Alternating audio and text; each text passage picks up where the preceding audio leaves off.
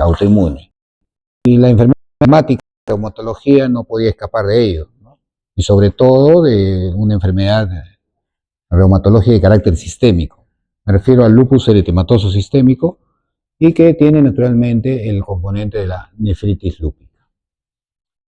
La clase no tiene por objetivo hacerle un compendio de lo que es el lupus, eso se lo van a decir en el propio capítulo de reumatología, pero bueno, siempre tiene que haber unas generalidades al respecto de la enfermedad que creo que ya están conociéndola de a poco, ¿no? Como saben, el lupus es una enfermedad autoinmune sistémica caracterizada por exacerbaciones y remisiones clínicas que comprometen diversos órganos y tejidos. El lupus no es generalmente una enfermedad plana o que va ascendiendo de a poco. Tiene exacerbaciones y remisiones. Eso tiene un componente ondulante. Eso es lo clásico, aún en componentes o características severas de la enfermedad. Y que, como ya saben, es una enfermedad típicamente sistémica. Lo que hay que preguntar es qué órgano no afecta el lupus, ¿no? ¿Sí? Que hay órganos que no los toca, naturalmente, pero gran parte de ellos están comprometidos, ¿no? Su patogenia, que, como les decía, ya será materia de clase o de varios minutos, ¿no? En el capítulo de reumatología, hay una diversidad de factores que están implicados en el lupus, lo cual lo hacen en su origen, en su etiopatogenia, una enfermedad sumamente compleja de entender. Y hasta ahora, a pesar de los diversos avances de la tecnología, no se tiene claro el factor engatillador o el punto del cual dispara el lupus. Es una mezcla de varias cosas, ¿no? Por ejemplo, factores genéticos, factores cromosómicos, también situaciones medioambientales, que pueden ser situaciones de componentes inorgánicos, orgánicos, están incluidos inclusive postulados algunos virus, ¿no? Que producen en general una disregulación del sistema autoinmune. Es decir, ¿no? Son pacientes que empiece a actuar contra sus propios órganos, ¿no? De tal manera que se habla de una pérdida de la tolerancia inmune, ¿no?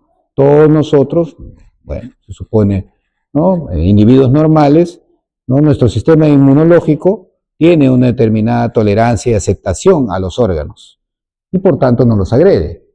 Lo que pasa en estas enfermedades autoinmunes en general es que se pierde esa tolerancia y el lupus es un gran modelo de este tipo y que se basa fundamentalmente en la formación de diversos anticuerpos, ¿no? El lupus es prácticamente un festival de anticuerpos que se produce y que se lo van a decir con mucho detalle cuando vean reumatología. Pero lo que sí es importante del lupus, y que evidentemente es motivo de la clase, es que hay un órgano clave, un órgano que marca, ¿no?, el derrotero de lupus, y fundamentalmente en su curso y en su pronóstico, es el componente renal, ¿eh? De los cuales se dice que más o menos el 60% de los pacientes lúpicos tienen una afectación renal de diverso tipo. O sea, queda un 40% que no lo tiene. De tal manera que algunos se aventuran en clasificar lupus leve o moderado o lupus severo basado precisamente en el componente renal. Si tiene componente renal, probablemente sea un lupus de moderado a severo. Bueno, acá hay un poco más de detalle acerca de patogenia y epidemiología, ¿no? La nefritis lúpica es más frecuente, como ya ustedes ya lo conocen ya, en la juventud que en la adultez, ¿no? Son básicamente en la primera, segunda, máximo tercera década de la vida la gran parte de los pacientes. Pero en el caso del lupus, fundamentalmente es más en mujeres. De cada 10 casos, 9 corresponde a mujeres y 1 a varón. Pero cuando habla uno de nefritis lúpica, hay una ligero predominio de la nefritis lúpica en varones. De tal manera que, como alguien diría, el lupus en varones tiene peor pronóstico que el lupus en mujeres. ¿Basado en qué? El curso. ¿Basado en qué? En esto. En que tienen nefritis lúpica mayormente más en los hombres que en mujeres. Del punto de vista racial, étnico, es más frecuente precisamente en poblaciones de sectores del mundo en países en desarrollo, ¿no? Es decir, más son en afroamericanos, en hispanoamericanos como nosotros, ¿no? Y en asiáticos. De tal manera que Sudamérica y particularmente el Perú básicamente un paraíso de pacientes lúpicos, ¿no? Tenemos lúpicos con frecuencia y con eso basta ver pues en las salas, pues, ¿no? Diversas, ¿no? De mujeres particularmente, diversos casos de lupus, ¿no? En la raza blanca es más infrecuente.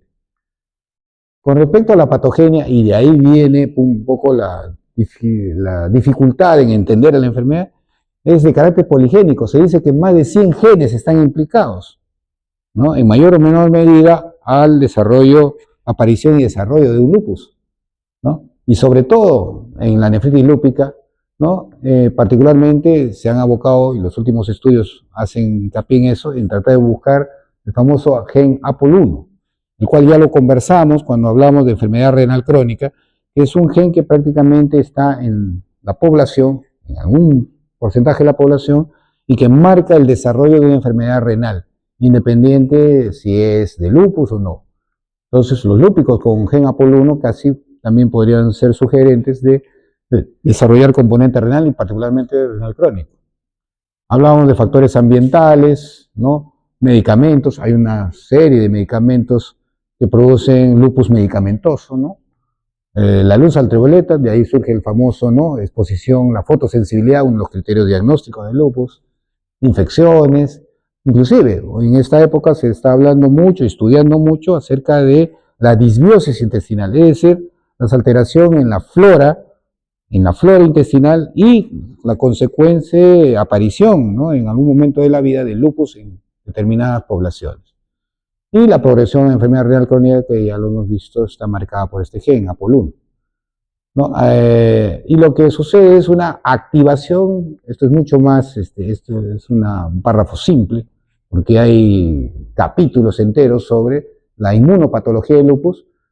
Lo que fundamentalmente se ve es activación y proliferación de células B autorreactivas. Se le ha denominado también el factor activador de células B soluble BAF, ¿no? E interferón en particular en las formas de nefritis lúpica y formas proliferativas del lupus. El lupus es una enfermedad fundamentalmente, o uno de los protagonistas de la alteración inmunológica, la alteración de las células B, las células plasmáticas. Y como ustedes recordarán, son las células productoras de inmunoglobulinas. Y lo que hay es, por esas inmunoglobulinas y activación del complemento por consiguiente, buena parte de la. También en un papel no menos importante están las células T. Estas células T activan a la B y producen diversas citoquinas inflamatorias que dañan diversos órganos y sobre todo renalmente, generando una autoinmunidad crónica como le decía, de carácter ondulante, con recaídas y periodo de mejoría, y en algunos casos inclusive hay refractariedad sobre todo al tratamiento. Vamos a ver, no es tampoco nada inusual, porque lo hemos visto en la sala, casos de lupus que no mejoran con el tratamiento convencional que damos, ¿no? Y una estrella también importante de la alteración inmunoinflamatoria que hay en el lupus es la activación del sistema de complemento. Como recordarán, el sistema de complemento es un conjunto de proteínas que están una tras otra y que como efecto de dominó empieza a activarse una de ellas y así progresivamente el resto, ¿no? Y el lupus es uno de los mejores modelos de enfermedad cuya patogenia y efectos, ¿no? Se ve por la activación del complemento. Y como ya ustedes muchos ya saben, ¿no? Porque ya están rotando en práctica, ¿no? El complemento es un marcador importante de actividad también de la enfermedad. Pero en este caso también de diagnóstico de lupus, hasta antes de tener los famosos anticuerpos antinucleares, ¿no? Hay nefropatías, ¿no? Que el C3, C4, por ejemplo, están disminuidos. Y por eso, por ejemplo, identificamos al lupus en una de ellas. Bien, los criterios de cómo es el diagnóstico del lupus. Ustedes van a estudiar seguro varias versiones, no sé cuál le darán cuando lleven reumatología, ¿no? Es la enfermedad de los clásicos 11 criterios del Colegio Americano de Reumatología, o el ACR, el American College Rheumatology, ¿no? Y así, pues, generalmente es la idea, la imagen que uno tiene. Pero eso tiene una determinada sensibilidad y especificidad. nada despreciable, son cerca del 90%, pero últimamente se han estado desarrollando una serie de criterios para afinar y mejorar la sensibilidad y especificidad. Y acá vienen lo que se llaman los criterios diagnósticos de lupus, del ACR y EULAR.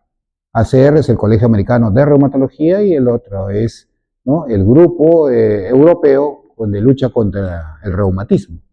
Entonces se han juntado los dos hemisferios, ¿no?, en este caso expertos, digamos, y han unificado criterios, ¿no? Son varios criterios constitucionales, hematológicos, neuropsiquiátricos. Bueno, todos esos van a tener detalles cuando ustedes, vuelvo a repetir, vean reumatología. Lo que quieren marcar acá es que todos tienen un puntaje.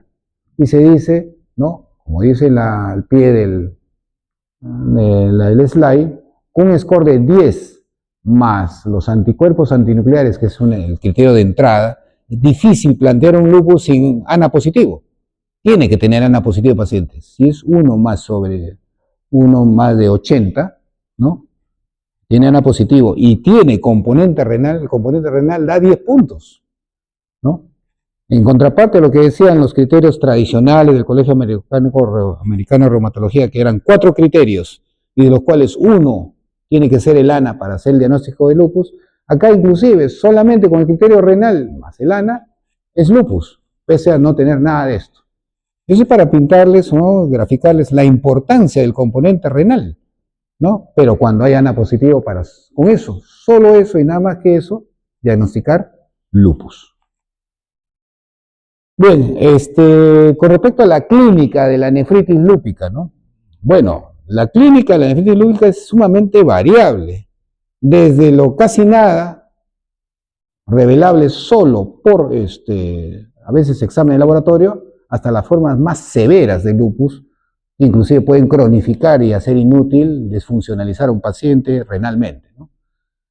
Generalmente es un tipo de glomerulonefritis producida por el depósito de inmunocomplejos en un paciente con LES, ¿no? En las etapas tempranas puede ser asintomática y solamente la evolución de la orina puede marcar simplemente la afectación que tiene el lupus, a pesar que el paciente no tenga nada. Estos pacientes tienen proteinura de grado variable, entre el 40 al 100% de los casos, según la serie que revisen. Hay alteraciones del sedimento también bien variables. La hematuria, en gran mayoría, en el 80%, los cilindros hemáticos, que como ustedes saben son marcadores de síndrome nefrítico, un 30%, y particularmente el dismorfismo eritrocitario, que es un equivalente también a los cilindros hemáticos, también en un porcentaje similar. Y también se encuentran leucocitos y cilindros leucocitarios, ¿no? Y en los pacientes lúpicos, en los que teóricamente no sería mayor cosa, desde el punto de vista terapéutico, por historia natural, irían a un deterioro de la función renal casi irreversible, un drain 10 a 30%. O sea, el lupus es una causa de enfermedad renal crónica o de una enfermedad renal aguda, o lo que es una injuria renal aguda conocida como AKI, ¿no?, en inglés, ¿no? Y también puede desarrollar hipertensión, es causa de hipertensión en jóvenes, ¿no? Recuerden que la población de lúpicos son mujeres jóvenes, básicamente, ¿no? Una chica de 20 años ya está haciendo hipertensión y una de esas posibilidades puede ser por nefritis lúpica, entre 15 a 50%.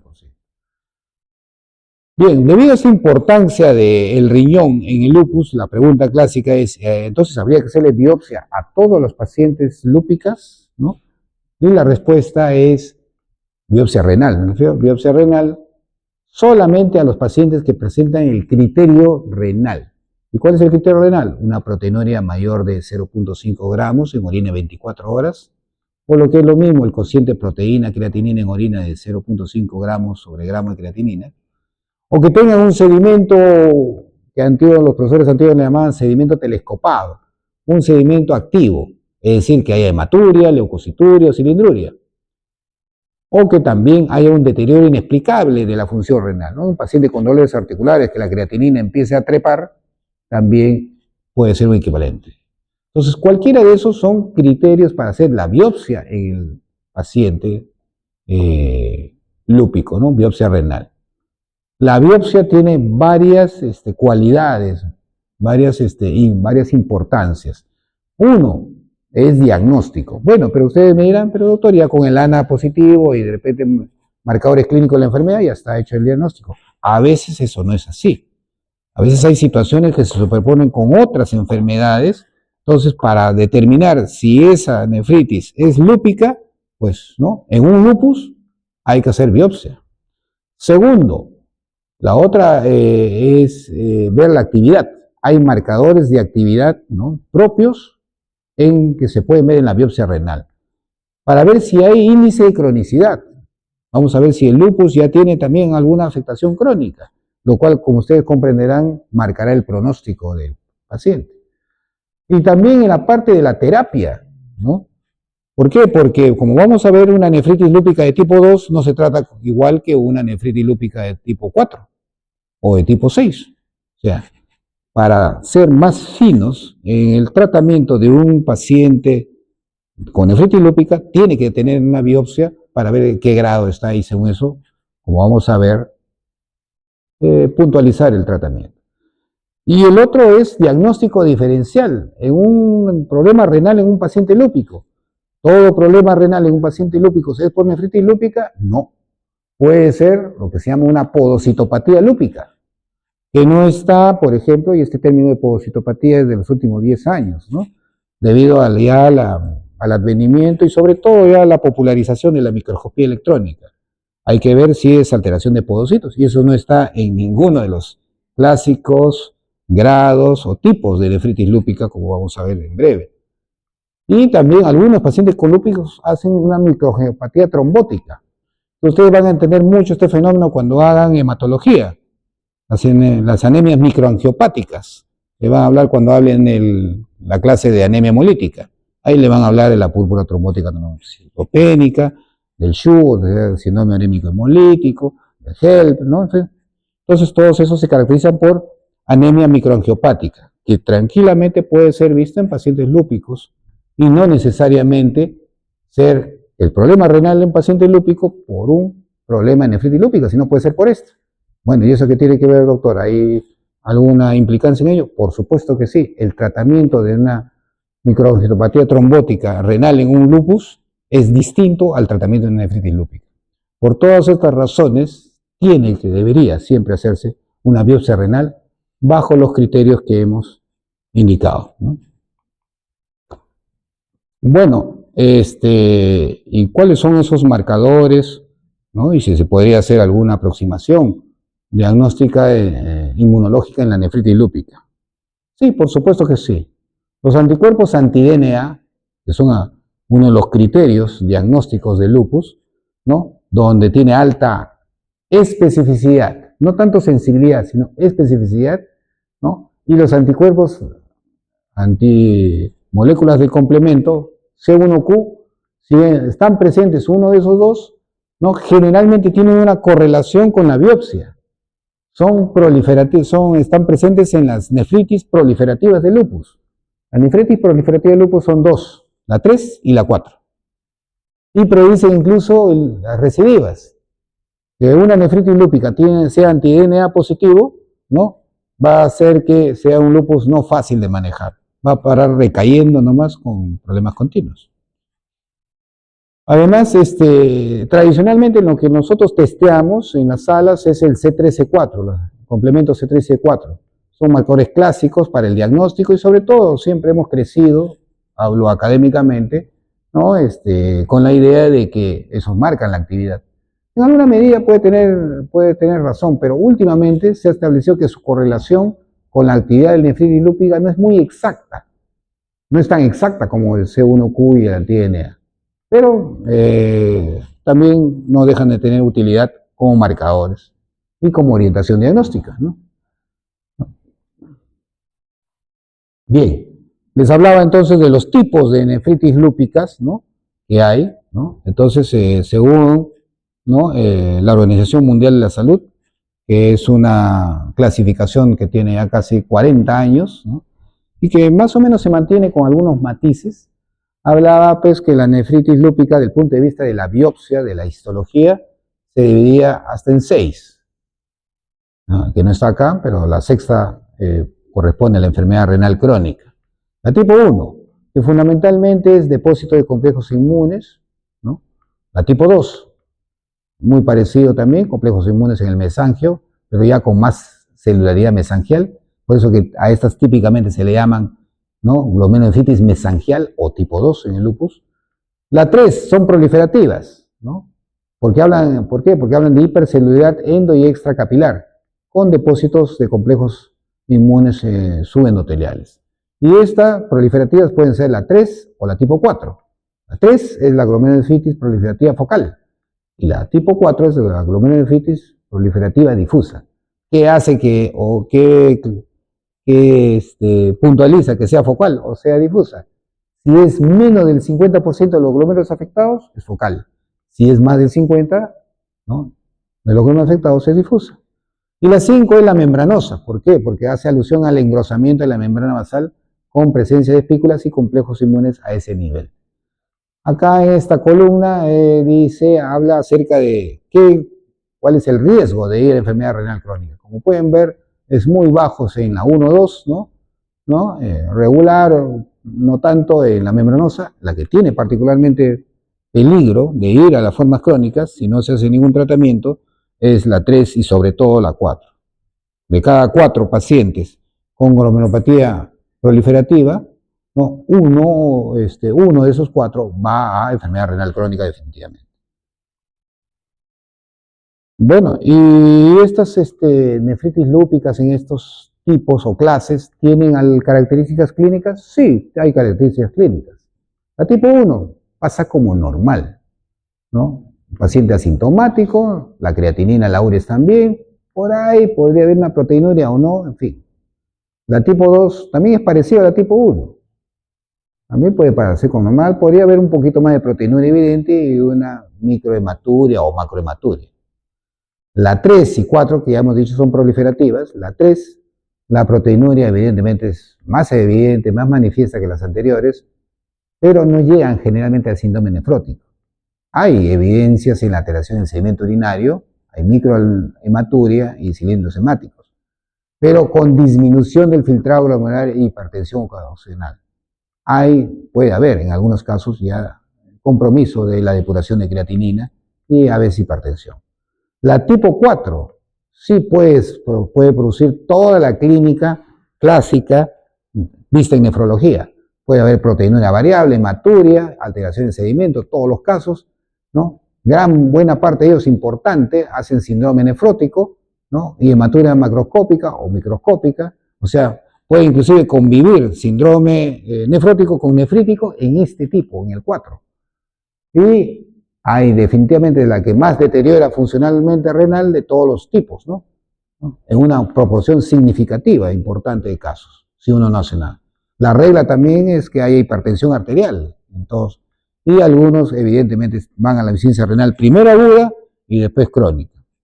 La más frecuente definitivamente de estas, lamentablemente, es la más agresiva, que es la tipo 4, ¿no? Porque la tipo 5, que es la membranosa, así como en las primarias, es el síndrome nefrótico clásico, químicamente puro, ¿no? Pero hay un subgrupo de pacientes que tienen una proteinuria no nefrótica. La función renal y la presión están básicamente no muy alteradas, normales, y un pequeño porcentaje pueden ir a la enfermedad renal crónica, ¿no? Y las alteraciones en el sedimento son menos evidentes que en las formas proliferativas, particularmente que en la 4. Acá, por ejemplo, no incluye las podocitopatías, ¿no? ¿Por qué? Porque no está incluido en ninguno, desde el punto de vista clínico, en ninguno de estos tipos. Y ya saben que las podocitopatías se ponen manifiesto solo con un examen, microscopía electrónica, ¿no? Para eso hay que tener, pues, ¿no?, la logística para ello, y solamente se detecta a través de la foto de la fusión o la pérdida de fusión de los podocitos. Bien. En esta gráfica, que es una suerte de algoritmo, ¿no?, es un poco como se opta o se procede ante una nefritis lúpica, ¿no? Primero, ver si reúne los criterios para biopsia.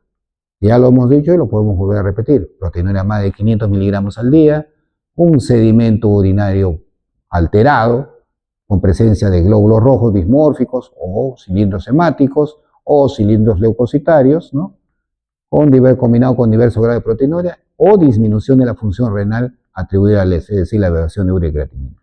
Si cumple uno o más de cualquiera de estos criterios, el paciente lúpico va a biopsia renal. Y en la biopsia ya va a ver los resultados respectivos, ¿no? Las formas no proliferativas son la 2 y la 5, las formas proliferativas son la 3, la 4, y a veces vienen mezcladas ambas, ¿no?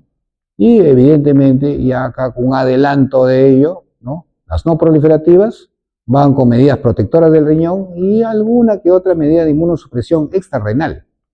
En cambio, las proliferativas sí tienen que tener inmunosupresión dirigida con el riñón para tratar precisamente la nefritis lúpica, además de las medidas nefroprotectoras, ¿no? Y en el extremo, ¿no?, están la enfermedad renal en lupus, no por nefritis lúpica. Aquí hemos hablado que son las pogocitopatías lúpicas, la microangiopatía trombótica, ¿no? Hay también por nefritis intersticial en lupus, hay por crioglobulinemia, glomerulonefritis en lupus, y hay necrosis tubular aguda en lupus. Estas condiciones no son típicamente de un componente renal de una nefritis lúpica per se, son otras cosas. Y cada uno de estos tiene su propio tratamiento. Entonces, en esta gráfica se integran, un poco la presentación de los tipos de nefritis lúpicas que hay, o no lúpicas, un paciente lúpico, y las medidas terapéuticas según las condiciones. Bien, había una terapia no inmunológica, como se decía. ¿En qué consiste esa terapia inmunológica? Es decir, en una dieta equilibrada, una dieta mediterránea clásica, ¿no? Con disminución de lípidos, más que todo a los ácidos grasos omega 3, ¿no?, a las grasas insaturadas, ¿no?, baja también o moderadas proteínas, ¿no? El ejercicio, como siempre, para evitar obesidad, tabaquismo u otros tóxicos que también tienen a veces alguna implicancia sobre el desarrollo de lupus, ¿no? Hay que recordar que los pacientes lúpicos tienen un alto riesgo de desarrollar aterosclerosis precoz y complicaciones cardiovasculares.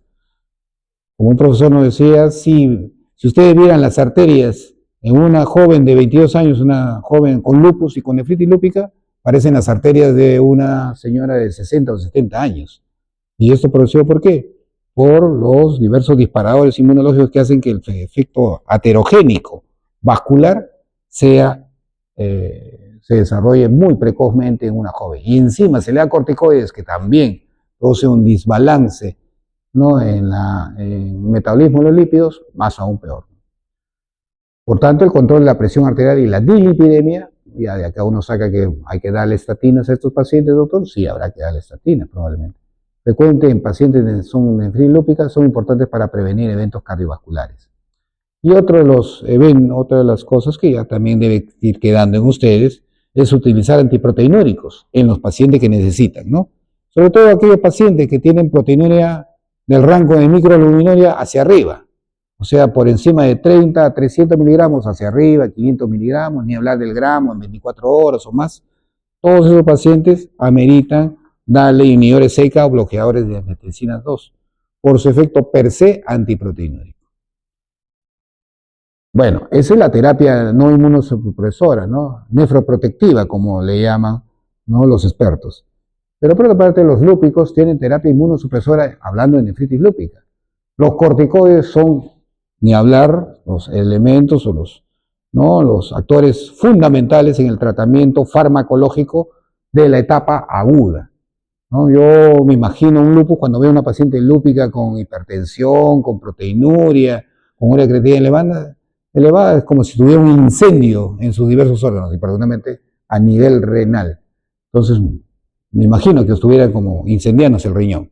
Entonces, la mejor agua para apagar ese incendio, ¿no?, inflamatorio, inmunológico, es darle ¿qué? Darle corticoides. Entonces, corticoides en pulsos, generalmente entre 500 a 1 gramo por día, por 3 días consecutivos, y después dejarle prednisona a dosis alta, es la regla, pero dependiendo, obviamente, del tipo de nefritis lúpica, ¿no?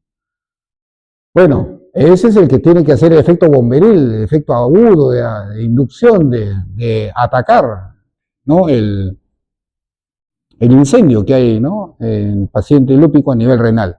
Pero como ustedes ya ven en el capítulo de endocrinología, saben la cantidad de efectos colaterales que tienen los corticoides, porque estos pacientes no van a mejorar con 3 pulsos y en una semana ya se van a su casa sin nada, ¿no? Es una enfermedad que tiende a ser crónica, recidivante, no y fácil de manejar. Y mientras tanto, los días restantes, ¿qué? Va a utilizar corticoides, pero no vamos a tener mucho tiempo con corticoterapia por sus efectos adversos. Hay que utilizar una farmacoterapia ahorradora de corticoides o inmunosupresora. Y en ese sentido, particularmente para la nefritis lúpica, hoy por hoy, el micofenolato mofetil, un fármaco que se da vía oral, presentaciones de 500 miligramos, hasta 3 gramos se da los primeros días, ¿no? Es la terapia de elección. Ahí un poco, como alguien diría, respirándole el hombro a esta terapia, está la clásica ciclofosfamida. Nosotros hemos crecido académicamente dando ciclofosfamida a pacientes. Y lo seguimos dando hasta ahora, ¿no? Ciclofosfamida o micofenolato mofetil. Es decir, o le doy micofenolato o me doy ciclofosfamida dependiendo de la situación. Generalmente esto lo respalda el estudio de Eurolupus, de los expertos europeos en lupus, en donde dan a bajas dosis. En vez de darlo mensual, lo dan quincenal, pero a dosis menores. Y para mantener esto a largo plazo, en los próximos meses, probablemente también aciatropina es una buena elección de mantenimiento tras los pulsos de ciclofosfamida. Particularmente en los pacientes que tienen el tipo 5, síndrome síndrome nefrótico por nefritis lúpica del tipo membranoso tipo 5, ¿no? Los inhibidores de calcineurina son los ideales. Ahí está el tacrolimus, la voclosporina, entre otros. De tal manera que esto se llama la terapia triple para el tipo 5. ¿Terapia triple qué? Corticoides, ciclofosfamida o micofenolato y ¿no? Los inhibidores de la calcineurina. También se le da hidroxicloroquina como inmunosupresor inmunomodulador. ¿A quiénes? A todos. Pacientes lúpicos renales o no lúpicos renales. Y también cada vez ganando más terreno, ¿no? Cuando a algunos de ustedes les interese nefrología, medicina interna, reumatología, en fin, no sé. Cuando lleven especialidad, probablemente cada vez le va a ser mucho más frecuente o común dar terapia biológica.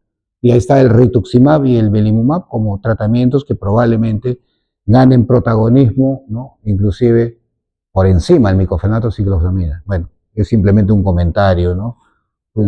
Hay diversos estudios en marcha que están viendo eso, ¿no? Pero por el momento eso es así al 2025. Bueno, en esta gráfica, simplemente para que se entretenga un poco, ¿no? Ya es la parte integrar todo lo que hemos estado conversando, ¿no? O sea, la parte aguda de los corticoides, ¿no? Como los pulsos de metilprednisolona, luego la parte oral, acá están las dosis de todos los inmunomoduladores que hemos dicho, ¿no? Micofenolato mofetil, ciclofosfamida, inclusive oral, ¿no?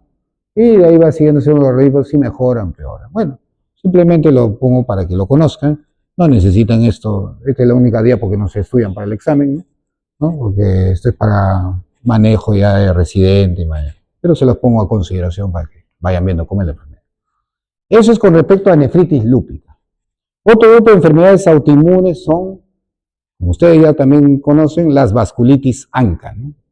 Que son también enfermedades autoinmunes, ¿no? ANCA son los anticuerpos anticitoplasma del neutrófilo, ¿no? Son las famosas vasculitis de vaso pequeño. Recuerden que la vasculitis de vaso pequeño, ¿no?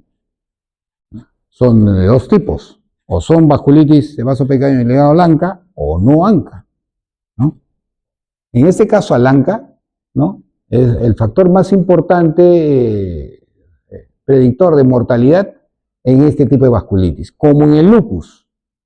Si tiene componente renal esa vasculitis ANCA positivo, marca el pronóstico también, ¿no? Del paciente en general ese componente renal. Un importante predictor, el más importante predictor de mortalidad de esta vasculitis de vaso pequeño, 50% de los pacientes mueren, ¿no? A los 5 años con caída de la filtración glomerular. La causa más común de glomerulonefritis rápidamente progresiva, ¿no? Tema que ya revisamos la semana pasada en glomerulopatías, ¿no? Con compromiso renal, es el orden ahora sí el siguiente, ¿no? Para empezar, la poliangitis microscópica, un 82%, ¿no?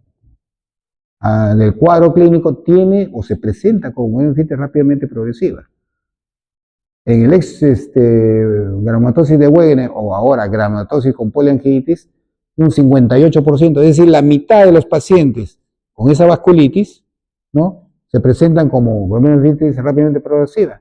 Y la menos frecuente que provoca el cuadro es la vasculitis o la granulomatosis con eosinofilia, ¿no? Con vasculitis eosinofílica, o conocida como Chube-Strauss, ¿no? Solamente un 26%. Entonces, bueno, es como el caso que resolvieron la vez pasada, el caso clínico, ¿no? Ahí está, pues, ¿no? Una chica, la alumna de medicina, ¿no?, tenía una glomerulonefritis rápidamente progresiva de curso clínico, atribuida a una poliangitis microscópica, ¿no? Pero aún así hay vasculitis renal ANCA positivo, es decir, no tiene nada inmunológico, no tiene nada sistémico, mejor dicho, no hay dolores articulares, no hay componente de tubo digestivo, sistema nervioso central, solamente es problema renal. Y le piden ANCA y sale positivo. Eso se llama vasculitis ANCA limitada de riñón.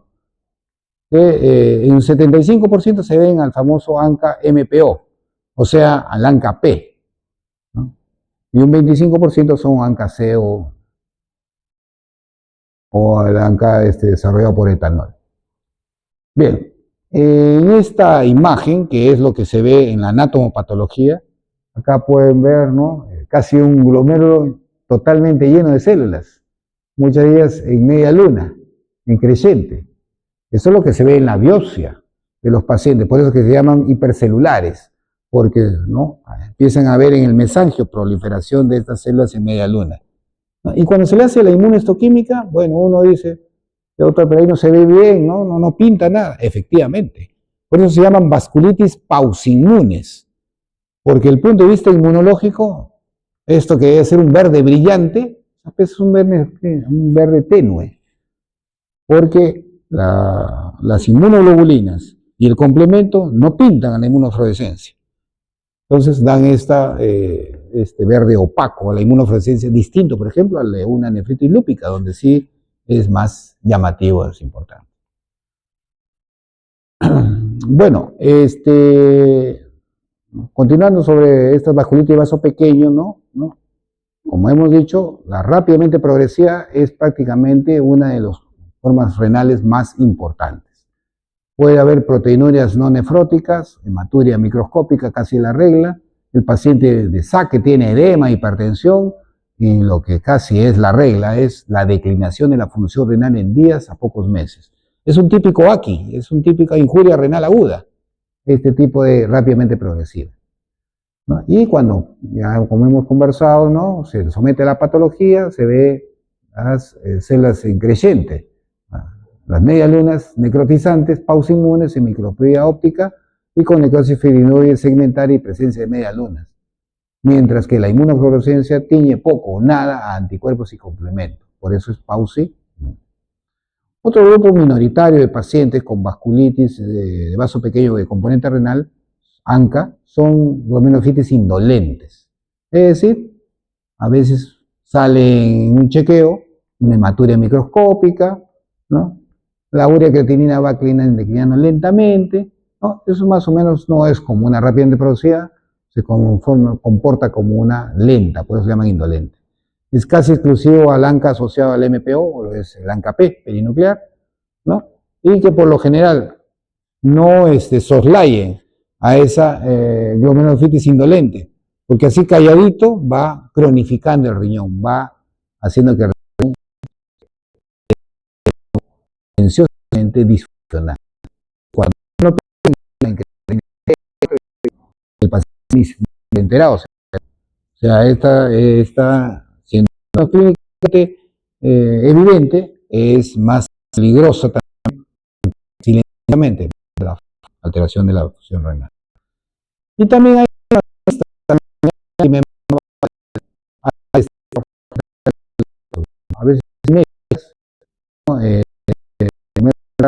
progresiva, una de dos, con anticuerpos antivirales, que ustedes saben muy bien que es la enfermedad de Goodpasture, ¿no? Y cuando uno piensa en un Goodpasture, ¿cuándo debe pensar en esta identidad? Cuando hay un componente pulmonar y un componente renal. No hay un componente sistémico más. En las otras vasculitis, ANCA, hay componentes, ya hemos visto, del sistema nervioso central, algunos son asmáticos, algunos tienen neuropatía, otros problemas del tubo digestivo, otros tienen dolores articulares, en fin. Acá no. El mejor modelo pulmón-riñón es el Good Pasture y esos, cuando uno lo piensa, tiene que pedir los famosos anticuerpos antimembrana basal ¿de qué? Contra el alveolo y contra el glomérulo.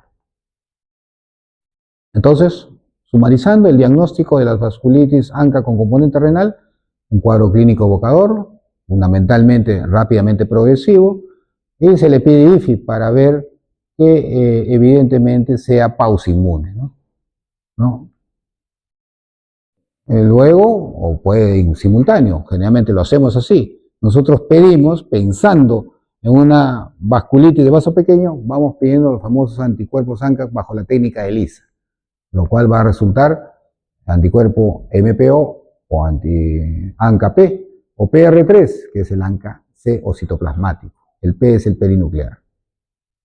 Y a veces, un cuadro sugestivo de glomerulonefritis rápidamente progresiva, que ya lo sabemos cómo es clínicamente, y habiendo pensado, se pide un ANCA y sale P o C, es suficiente para hacer el diagnóstico y hace virtualmente innecesario hacerle biopsia. No es como en el lupus, que generalmente sí hacemos biopsia. Acá no lo hacemos porque con el ANCA-P más cuadro ANCA-P o C más clínica es evocador de casos. Solo se haría biopsias, ¿no?, en casos un poco difíciles de aclaramiento diagnóstico, casos atípicos, quizás ahí tendríamos que ir a la biopsia renal. Y el tratamiento de las vasculitis ANCA con componente renal, generalmente son el tratamiento de la vasculitis, ¿no?, que no tengan componente renal. Siempre todos con corticoides. Como es una rápidamente progresiva, de hecho tiene que tener pulso de metilprednisolona porque nos gana el tiempo, ¿no? Y hay que ir con todo contra ese incendio masivo que hay del riñón. Y también se da ciclofosfamida, pero hoy por hoy, ¿no?, rituximab. Ahora sí, en las vasculitis ANCAs, en los últimos 5 años, la terapia biológica es la que tiene más peso. Y de ellos los anti-CD20. Y el anti-CD20 que se dispone en el Perú, porque hay más, por si acaso, es el rituximab endovenoso. Entonces, cada vez, ¿no?, ya hemos dicho, hemos dado varios cursos terapéuticos a varios pacientes, ya nos estamos familiarizando con estas terapias que hoy por hoy son la terapia del siglo XXI, ¿no?, la terapia biológica. Y plasmaféresis, que tiene como principio, la féresis es, ¿no?, la limpieza de la sangre y del plasma, como lo dice plasmaféresis, la limpieza del plasma de algún componente patológico o un componente complejo. Este cuerpo, en este caso, libera de los anticuerpos ANCA, que son los agresores, ¿no? En algunos casos puede estar postulado, pero fundamentalmente la plasmaféresis es tratamiento de elección en la vasculitis o en la glomerulonefritis de Good Pasture, ¿no? El famoso síndrome de pulmón-riñón, el mejor modelo de pulmón-riñón por Good Pasture, plasmaféresis es el otro. Para mantenimiento, acetropina, rituximab, según la situación. La otra enfermedad del colágeno, ya para terminar, es la esclerosis sistémica progresiva, ¿no? Las famosas fases de la esclerodermia, ¿no? Recordarán, pues, ¿no?, cuando les enseñaron en semiología, la clase de fases, no podía estar la fase esclerodérmica ausente de ella, ¿no? Libre de arrugas, ¿no?, toda estirada la piel, producto de la fibrosis de la piel. Pues imagínense esa fibrosis en el riñón. Algo así ocurre. En la esclerosis sistémica progresiva, el compromiso renal está en más del 50%, o sea, el riñón es frecuentemente afectado, ¿no? Y naturalmente, como siempre, se afecta el riñón independiente de la enfermedad, la mortalidad, el riesgo de mortalidad es mayor. O sea, también es pronóstico el componente renal secundario. Como en el lupus u otras enfermedades autoinmunes, también es más frecuente en mujeres, de 3-1, por eso los varones. Y el pico de edad no es como en el lupus, ¿no?, generalmente que son en jóvenes. Acá son mujeres ya posmenopáusicos o perimenopáusicos, alrededor de los 50 años, ¿no? Generalmente en los varones, eso mejor estudiado, es un factor de riesgo la presencia de una nefritis lúpica, ¿no?, de una nefritis esclerodérmica, es un factor por hipertensión pulmonar, ¿no? Generalmente van a desarrollar con el tiempo también otra complicación que es la hipertensión pulmonar. Y tienen un cuadro particularmente clásico que es la crisis renal esclerodérmica, ¿no? Que hasta los 90 era la principal causa de muerte en esclerosis sistémica progresiva, pero ha caído dramáticamente esta mortalidad ante el advenimiento, ya bastantes años atrás, 40 años, ¿no?, en el mercado, en el farmacoterapéutico. Los inhibidores SECA, cuando se han introducido, prácticamente han sido tratamiento de elección y casi no se ve, particularmente nunca he visto, ¿no?, una crisis esclerodérmica, ¿no?, renal, un paciente con esclerodermia, porque para cualquier cosa se da inhibidores SECA, ¿no?, y con muy buenos resultados, ¿no? Ahora ya lo ha desplazado al componente renal en causa de mortalidad en esclerodérmicos, por ejemplo, complicaciones hipertensivas, ¿no? O complicaciones de fibrosis pulmonar. La esclerodermia es uno de los mejores modelos de fibrosis pulmonar existentes. Ya en detalle, ¿no?, el compromiso renal en esclerodermia o esclerosis sistémica progresiva, el 80% de las biopsias se le encuentra alguna alteración, biopsia renal de estos pacientes. Bueno, hay disminución aislada de la filtración glomerular en el 10% de ellos, los esclerodérmicos. Generalmente está relacionada a hipertensión pulmonar y a enfermedades coronarias, inclusive. El grado de proteinuria se encuentra en un cuarto de los pacientes, ¿no? Inclusive son bastante modestas las proteinurias. La mayor parte son microalbuminurias y un grado, por lo general, no pasan del gramo. O sea que un síndrome nefrótico puede ser producido por esclerodermia, casi se puede decir que no, ¿no?, por estas pobres proteinurias que produce. Más tiene problema o consecuencias sobre la función renal. Eso sí, la depuración de creatinina la disminuye. La hipertensión arterial se encuentra entre 12 al 40% de estas esclerosis sistémicas progresivas. Pero más que todo es porque hay una vasculopatía renal que se produce en un promedio de los 5 años de enfermedad y que evidentemente a la larga va a estar asociada al desarrollo de enfermedad renal crónica. Es decir, como es la enfermedad de las fibrosis, también hay fibrosis de los vasos. Y ese brazo lo va ocluyendo poco a poco y va produciendo esta vasculopatía. Y por eso produce hipertensión precozmente, ¿no?, y problema renal. No es que, como en el lupus, por ejemplo, o como en la vasculitis de vaso pequeño, ANCA, ¿no?, se produce una celularidad a nivel mesangial o de glomérulos afectados. No. Aquí el target, el blanco, a nivel renal, es el vaso renal, porque se va engrosando. Bueno, hay un porcentaje bastante minoritario, pobre, de vasculitis asociadas a ANCA en pacientes con vasculitis con esclerodermia o esclerosis sistémica progresiva, ¿no? A veces, si es que hay ANCA positivo, ¿no?, está asociado a esclerosis cutánea, se comporta como una rápidamente progresiva tipo P, ¿no?, un poco más insidiosa que la anterior, ¿no?, con elevación de creatinina. Se produce como toda glomerulonefritis rápidamente producida, es una suerte de ACI, injuria renal aguda, con proteinuria y hipertensión de grado variable. Y también se han encontrado algunas cuadros renales de esclerodermia asociada a síndrome antifosfolípido. Y ya para terminar, ¿no?, la que hablamos, ¿no?, las crisis renales, ¿no?, las crisis renales en esclerodermia, ¿no?, una situación que ya no vemos, ¿no?, ante el advenimiento de los inhibidores SECA. Se caracterizaba, ¿por qué?, por una elevación aguda de la creatinina sérica en un paciente con esclerosis sistémica progresiva o sin una elevación moderada severa de la hipertensión arterial.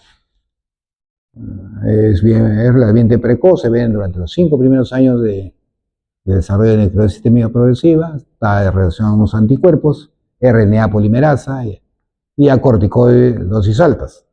Bueno, ustedes se están acostumbrando a que todo lo que es enfermedad autoinmune es igual a corticoides. Bueno, en gran parte es cierto, pero una de las pocas excepciones, inclusive donde es deleterio dar corticoides, es en esclerodermia. No se debería dar bajo ninguna razón, o situaciones muy, muy puntuales y a muy bajas dosis, corticoides, porque los pacientes que dan corticoides en esclerodermia pueden desarrollar crisis renal esclerodermia. Es un factor de riesgo, inclusive. Se presenta como un AQI, ¿no? Como una injuria renal aguda rápidamente progresiva con cifras de hipertensión, ¿no? Tanto sistólica como diastólica, inclusive una diastólica más de 120, y está entre las causas clásicas de hipertensión secundaria que ustedes han estudiado en cardiología, ¿no? Como hipertensión secundaria de tipo maligna y microangiopático. Algunos este problema vascular renal de la esclerodermia lo hacen comparar con el fenómeno de Raynaud, ¿no? Todo, van a ver ustedes en reumatología, casi todos los pacientes con esclerodermia tienen una historia de Raynaud. Pues ese mismo Raynaud que está en los dedos, ¿no? Producto de la contracción de los vasos arteriales digitales, ¿no? En dedos de manos, en dedos de las manos. Lo mismo ustedes pueden observar en la vasculatura renal, ¿no? Naturalmente eso hay que traspolarlo porque es imposible verlo directamente. Y el tratamiento de una crisis renal esclerodérmica es con inhibidores SECA, de la enzima convertidora de angiotensina, o también de bloqueadores de angiotensina 2, ¿no? También se pueden dar calcio antagonistas, ¿no? Como el verapamilo, como el nifedipino, y en algunos casos plasmaféresis si hay cierta refractariedad. Bueno, y acá es un pequeño fluxograma de cómo se explica un poco la crisis renal de esclerodermia, como ya hemos estado conversando, y acá involucra algunos factores ¿no? de moléculas como la endotelina, ¿no? Los factores de expresión de óxido nitroso, en fin, las hiperplasias celulares, que van a conllevar naturalmente a que se active el cinema de elevación de renina y por tanto provocan una vasoconstricción intrarrenal, lo cual hace disminuir la filtración glomerular, caída de la depuración de creatinina, albúmina de hipertensión por consiguiente, y la generación de la crisis esclerodérmica, como vuelvo a repetir, ya casi es una especie extinguida que ya no se ve por ahí. Muy bien, creo que esa ha sido la última. Hasta aquí, ¿alguna pregunta acerca de patología renal en enfermedades?